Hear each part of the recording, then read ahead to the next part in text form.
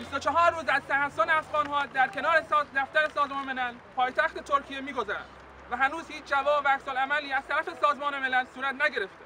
خواسته‌های معترضین برداشته شدن تعلیق پرونده‌های افغان‌ها هست که بعد از تقریباً 2 سال هیچ بررسی صورت نمی‌گیرد.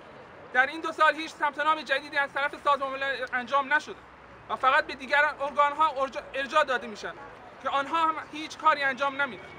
سازمان ملل تاریخ مصاحبه اکثر افغان‌ها را پاک کرده و تکلیف ما افغان‌ها نامعلوم هست.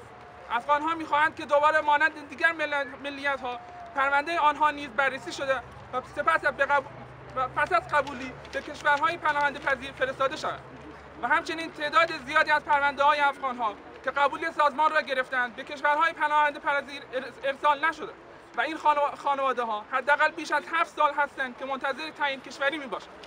درخواست معترضین از تمام نهادهای حقوق بشر و همچنین از مهاجرین افغان در دیگر کشورها این است که شما خودتان خیلی خوب با مشکلات و شرایط سخت مهاجرت و پناهجویی و پناهندگی آشنا هستید.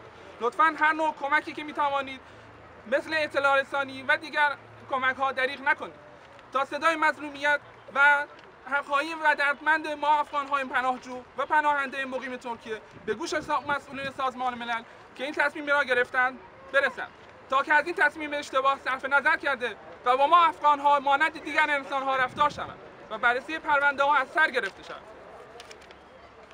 در طول این 24 روز تحصن تعداد 15 نفر لبان خود را دوختند و اعتصاب غذا کردند تا نشان دهند درد و رنجی که از اعتصاب غذا دارند کمتر از درد و رنجی است که به خاطر آن از کشور خود فرار کردند تا جان خود و خانواده خود را نجات دهند.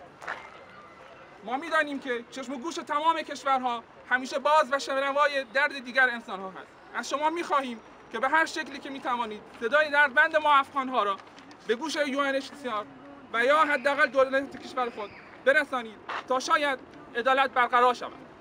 تشکر.